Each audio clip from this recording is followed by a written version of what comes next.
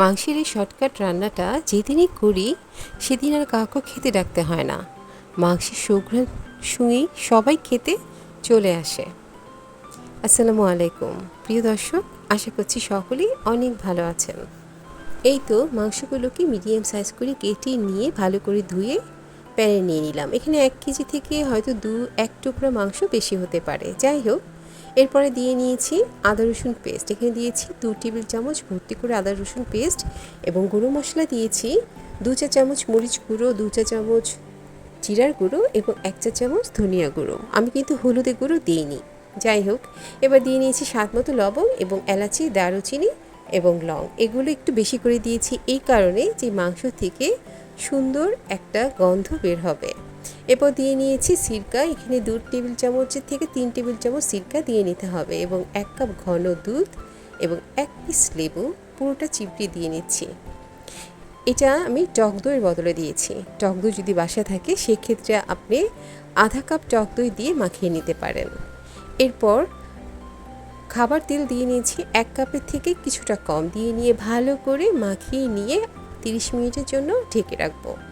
হাতে সময় থাকলে 1 ঘন্টার জন্য ঢেকে রেখে নেওয়া যাবে। এই তো ফিরে এলাম আমি 30 মিনিট পর। এবারে এখানে দিয়ে দিচ্ছি কুচি করে রাখা বড় বড় 6টা থেকে 7টা পেঁয়াজ। গরুর মাংসে পেঁয়াজটা একটু বেশি দিলে খেতে মজা হয়। এবারে চুলোর আঁচটা ধরিয়ে দিয়েছি। ধরিয়ে দিয়ে পেঁয়াজগুলো মাংসের সাথে ভালো করে মিলিয়ে দিয়ে ঢেকে দিব। আবারও 10 মিনিটের জন্য ঢেকে দেব। গরুর মাংসের রান্নার একটি সুবিধা, গরুর মাংস ঢেকে দিয়ে হাতে কাজগুলো সেরে আসা যায়। এভাবে 3 থেকে 4 বার ঢেকে দিয়ে 10 মিনিট পর পর এসে লাড়া দিয়ে নিব, এবং ঢাকার পর হাতে কাজগুলো সব সেরে নিব। এই তো চলে আসলাম আবারও 10 মিনিট পর। পেঁয়াজগুলো সব মজে গেছে। আমি আবারও ভালো করে লাড়া দিয়ে আবারও ঢেকে দিব। এই সময় চুলোর আঁচ মিডিয়াম থাকবে। মিডিয়াম থেকে হয়তো অল্প একটু কমিয়েও দিতে পারেন, তবে মিডিয়াম প্রথম অবস্থা দিয়ে পরে হালকা আরেকটু কমিয়ে দিলে সেটা ভালো হয়।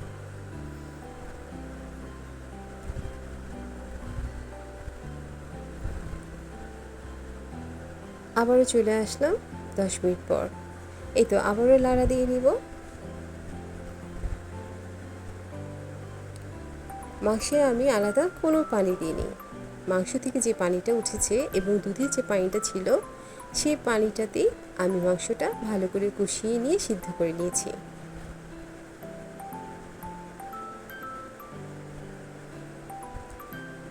এবার সবশেষ ঢেকে দিব 5 মিনিটের জন্য।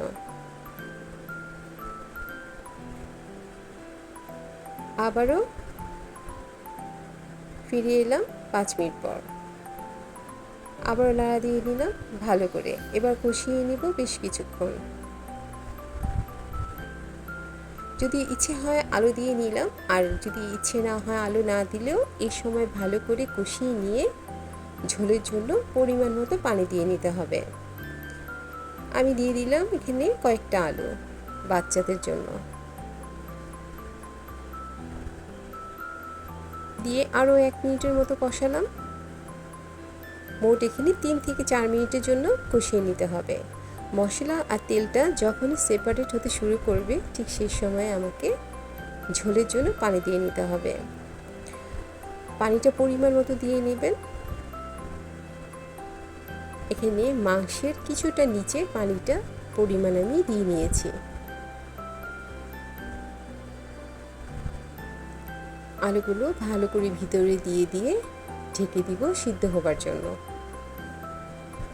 এতে ফিরে এলাম 10 মিনিট পর। মাঝখানে একবার লাড়া দিয়ে নিয়েছি। এবারে দেখে নিব আলুটা সিদ্ধ হয়েছে কিনা। আলুটা সিদ্ধ হয়ে গেলে দিয়ে নিব হাফ টিস্পুন চিনি। আমি লেবু এবং ভিনেগার দিয়েছিলাম, এই দুটোতেই টক আছে, সেই জন্য টেস্টটা ব্যালেন্স করার জন্য অবশ্যই হাফ টিস্পুন চিনি দিয়ে নিতে হবে। এই ভিডিওটা শর্ট নিতে ভুলে গেছিলাম। এরপরে কাঁচামরিচ কয়েকটা দিয়ে ঢেকে দিব 2 মিনিটের জন্য। ফিরে এলাম 2 মিনিট পর। এসে ঢাকনাটা খুলতেই মাংসের যে সুঘ্রাণ বের হলো সারা বাড়ি ভরে গেল। এই সাধারণ রান্নাটা যে কেউ রান্না করে নিতে পারেন। রান্নাটা যতই হয়ে আসছিল ঠিক ততই দেখতে পরিবর্তন হচ্ছিল। একবার অবশ্যই ট্রাই করে দেখতে পারেন। ভিডিওটা পছন্দ হলে লাইক কমেন্টের পাশাপাশি শেয়ার করে দিবেন। সকলে অনেক ভালো এবং সুস্থ থাকবেন। পরবর্তী রেসিপি নিয়ে আবার দেখা হবে। আল্লাহ হাফিজ। আসসালামু আলাইকুম।